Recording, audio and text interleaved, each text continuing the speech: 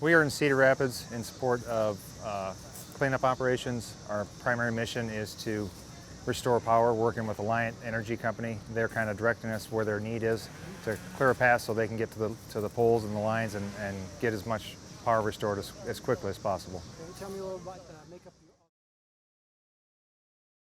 town. When we came into town, the first thing that we noticed was the cornfields. I've seen cornfields stripped by hail, but I've never seen them quite like this. It was something really different.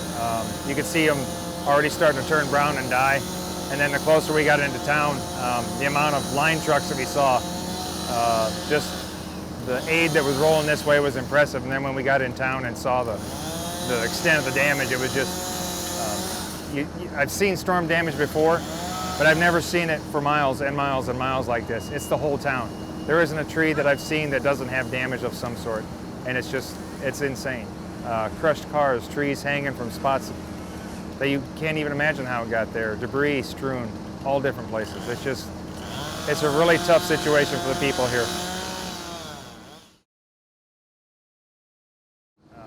We are thrilled that we got activated to come down here and help, because the devastation is just unbelievable.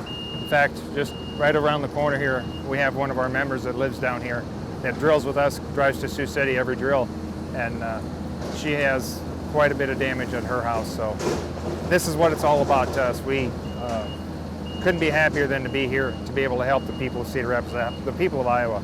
And everybody here has just been amazing.